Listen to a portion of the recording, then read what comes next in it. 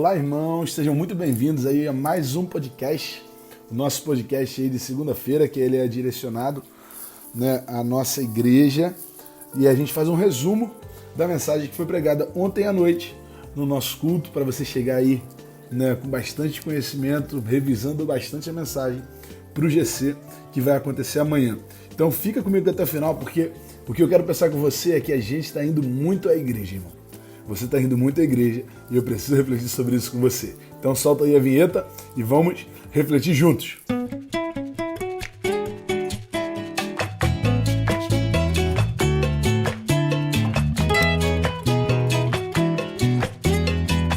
Então, irmãos, a nossa igreja, ela tem um encontro chamado Dia de Membro, que é um encontro que a gente estuda a nossa história, os nossos princípios e também os nossos valores, a nossa missão, os nossos objetivos.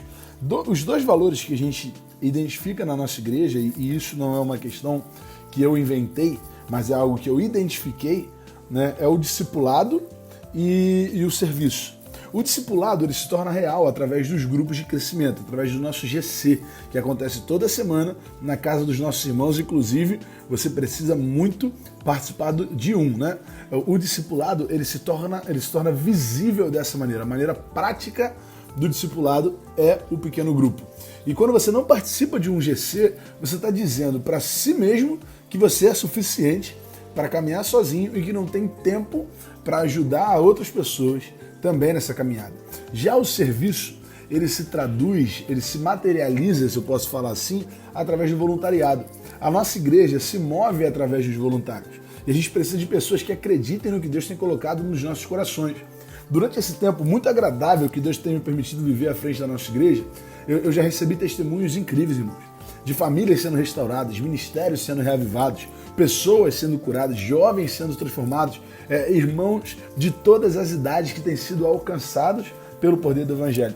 Eu quero muito viver isso.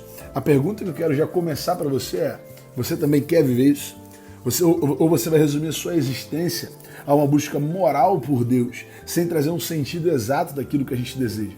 Afinal de contas, hoje está na moda ser crente, postar um versículo, gravar mensagem de reflexão, mas será que a gente está vivendo isso de maneira prática? A igreja é um instrumento estabelecido por Deus para nos dar suporte e também para darmos suporte a outras pessoas durante a caminhada. Por exemplo, a gente ouve muito falar, quando você pergunta a alguém se ela é crente, ela vai responder para você: não, eu estou indo na igreja tal, estou indo na igreja acolá, na igreja daqui, estou indo na igreja ali. A minha pergunta hoje não é em qual igreja você está indo ou se você está vindo em nossa igreja, mas sim de qual igreja você é, seja ela de qual igreja for. Eu não estou te chamando para estar aqui na igreja, embora você seja muito bem-vindo, mas eu não quero te tirar de alguma igreja para estar conosco. Mas o que eu quero fazer, o que eu quero que você entenda, é que a gente precisa tomar uma decisão. É cômodo a gente ir a uma igreja, mas é incômodo expor as nossas necessidades, os nossos defeitos, as nossas feridas, para alguém cuidar da gente. Teve um momento que Jesus estava com seus discípulos, ele questionou, e ele os questionou sobre isso. Afinal, vocês pertencem ao meu corpo ou vocês não pertencem? Muita gente estava vindo até Jesus. Jesus movimentava multidões, isso era muito comum, mas nem todos estavam pertencendo a esse corpo. E a palavra de Deus fala lá em João capítulo 6, versos 53 até o 58, algo que eu quero compartilhar com você. Jesus lhes disse: eu digo a verdade, se vocês não comerem a carne do Filho do Homem e não beberem o seu sangue, não terão vida em si mesmo. Todo aquele que come a minha carne e bebe o meu sangue tem a vida eterna, e eu o ressuscitarei no último dia. Pois a minha carne é a verdadeira comida e o meu sangue é a verdadeira bebida. Todo aquele que come a minha carne e bebe o meu sangue permanece em mim e eu nele, da mesma forma como o Pai que vive em mim me enviou, e eu vivo por causa do meu Pai. Assim, aquele que se alimenta de mim viverá por minha causa. Este é o pão que desceu dos céus. Os antepassados de vocês comeram o maná e morreram, mas aquele que se alimenta deste pão viverá para sempre. Então, irmão, tem algumas coisas que eu queria muito compartilhar e queria que você guardasse. A gente precisa se posicionar, irmão. Jesus espera um posicionamento nosso. No verso 53, ele chama os discípulos, chama a multidão à responsabilidade. Jesus lhes disse: eu digo a verdade, se vocês não comerem a carne do Filho do Homem e não beberem o seu sangue, não terão vida em si mesmo. Eu vou tentar contextualizar para aquilo que eu quero te dizer. Eu digo a verdade. Se vocês não fizerem parte do meu corpo, vocês não terão vida em si mesmo. Nós precisamos tomar uma decisão. É necessário estarmos com Jesus. O que Jesus está falando é o seguinte: vocês podem comer do pão que eu vou multiplicar, vocês podem comer do maná que eu faço descer do céu, vocês podem voltar a enxergar, vocês podem voltar a andar, mas se vocês não se posicionarem, nunca viverão o milagre que é estar na minha presença. Vocês não terão vida em si mesmo. Não é sobre buscar um milagre, porque isso pode ter até motivado você até chegar aqui. Você pode ter chegado aqui através de um milagre, mas você só vai permanecer se você fizer parte do corpo. As pessoas iam até Jesus por aquilo que elas viam, mas permaneciam por aquilo que ouviam.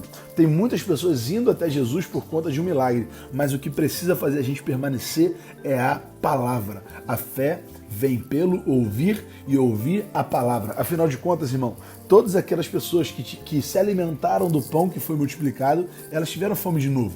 No verso 48, 49 e 50 desse mesmo João capítulo 6, Jesus fala assim, ó, eu sou o pão da vida. Os seus antepassados comeram o maná no deserto, mas morreram. Todavia, aqui está o pão que desce do céu, para que não morra quem dele comer. Nesse momento em que Jesus cobra um posicionamento, e aí eu quero trazer essa responsabilidade para você também, você precisa se posicionar, meu irmão. Você precisa saber onde você está. Você está indo a uma igreja ou você pertence a uma igreja? Você é um visitante ou você é um membro? Você é alguém que quer viver essa vida ou você é alguém que só quer assistir essa vida? Se você define esse posicionamento, se você entende que existe uma decisão a ser tomada, todos nós nos desdobramos em alguns grupos. Grupos que buscam argumentos teológicos para contrapor isso que Jesus está falando. A Bíblia fala que os judeus começaram a discutir exaltadamente entre si. Como pode este homem nos oferecer a sua carne para comermos? Ou seja, teve um povo que estava buscando esse argumento para contrapor, né? Argumento para justificar o próprio discurso. Algumas pessoas hoje tentam conseguir base bíblica para menosprezar a igreja. Irmão, os discípulos se reuniam na casa e nos templos. Você precisa também se posicionar. Eu preciso me posicionar. Onde está a sua vida hoje? Depois, alguns acham também que essa palavra é pesada demais. Ao ouvirem isso, verso 60 do texto que a gente leu de João capítulo 6, ao ouvirem isso, muitos dos seus discípulos, entenda, os discípulos, alguns dos discípulos, não um dos 12, mas dos discípulos que estavam ali em volta, disseram, dura essa palavra, quem consegue ouvi-la? E aí no verso 66 a Bíblia fala que daquela hora em diante, muitos de seus discípulos voltaram atrás e deixaram de segui-lo. Ou seja, tem um grupo que busca argumento teológico para estabelecer sua própria visão, tem outro grupo que acha que essa palavra é pesada demais, mas ali naquele meio existiam aqueles que entendem que essa palavra é a verdade, e é a verdade que liberta. Jesus perguntou aos 12, no verso 67 e 68, vocês também não querem ir? Simão Pedro lhe respondeu, Senhor, para quem iremos? Tu tens as palavras de vida eterna. Você e eu precisamos de um posicionamento, irmão. Jesus está nos questionando, está nos confrontando. Qual é a sua posição? E você precisa pertencer a algo. Você precisa pertencer a uma igreja. Você precisa pertencer ao corpo. No verso 56 do texto que a gente leu, a Bíblia fala que todo aquele, Jesus falando, né? Todo aquele que come a minha carne e bebe o meu sangue permanece em mim e eu nele. Eu achei interessante e até levei, né, algumas blusas de time de futebol para você ver isso de maneira muito prática. Você pode pensar o que leva uma pessoa a pagar um preço tão alto para uma camisa de futebol, né? A gente teve lá a blusa do Fluminense, do Botafogo, do Vasco, do Flamengo.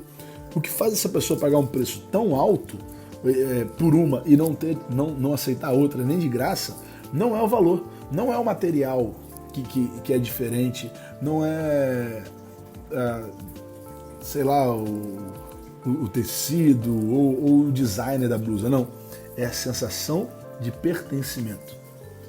As pessoas entendem que pertencem a um time de futebol, estão dispostas a investir um valor que elas sabem que não vale aquele tecido ali, elas sabem que não vale, mas elas pagam o preço. Meu irmão, a gente está achando caro demais o preço de estar perto de Cristo, está no corpo de Cristo. Vou dar um outro exemplo. Quando uma pessoa casa, quem é casado, está me ouvindo, sabe que é muito ruim quando você está, às vezes, fazendo alguma tarefa de casa, alguma tarefa do lar, ali, lavando a louça, lavando o banheiro, ajeitando a sala, e está ali o seu companheiro, a sua companheira, né, a sua esposa, ou o seu marido deitado no sofá, mexendo no celular, assistindo Netflix. A gente se incomoda com isso, né? E por que isso não incomoda a gente na igreja? De ver algumas pessoas se empenhando e nós estarmos apenas prontos a sermos servidos. A igreja, eu escutei essa frase essa semana do pastor Daniel Ventura, que estava pregando lá na primeira igreja Bastião Canto, lá no aniversário da igreja, e essa frase ficou no meu coração. A igreja é o lugar onde cada um entrega conforme as suas possibilidades e recebe conforme as suas necessidades. Ou seja, irmão, a igreja, ela é carregada, ela é estabelecida por todos nós através das nossas possibilidades e necessidades. A palavra de Deus fala, o apóstolo Paulo escreveu na igreja de Corinto, no capítulo 11, verso 20, quando vocês se reúnem, não é para comer a ceia do Senhor, porque cada um come a sua própria ceia sem esperar pelos outros. Assim, enquanto um fica com fome, outro se embriaga. Será que vocês não têm casa onde comer e beber? Ou desprezam a igreja de Deus e humilham os que nada têm? Que lhes direi? Eu os elogiarei? Certamente que não. Sabe por que algumas pessoas não conseguem servir quando estão na igreja? Elas precisam ser servidas, não conseguem trabalhar porque elas não estão acostumadas a se servir em casa, a se alimentar em casa. A igreja não é lugar de você ser servido, a igreja é lugar de você servir. Onde você se alimenta, irmão, é na sua casa. Aqui você alimenta o outro. Na igreja você alimenta o outro. E aí eu preciso, irmão, trazer uma palavra de exortação com muito carinho a todos nós. Irmãos, nós precisamos honrar as nossas escalas, precisamos auxiliar os nossos líderes, precisamos ser um apoio para a nossa liderança, para a liderança dos ministérios que estão ao nosso redor. Tem tanta gente se empenhando para a nossa igreja funcionar de uma maneira que não pese para ninguém. Nós precisamos de voluntários para trabalharem, para honrarem esse serviço, para honrarem cada visitante ali que tem chegado todos os domingos nos nossos cultos. Eu gostaria muito de nos desafiar quanto a isso. A gente precisa, irmão. A gente precisa ter responsabilidade.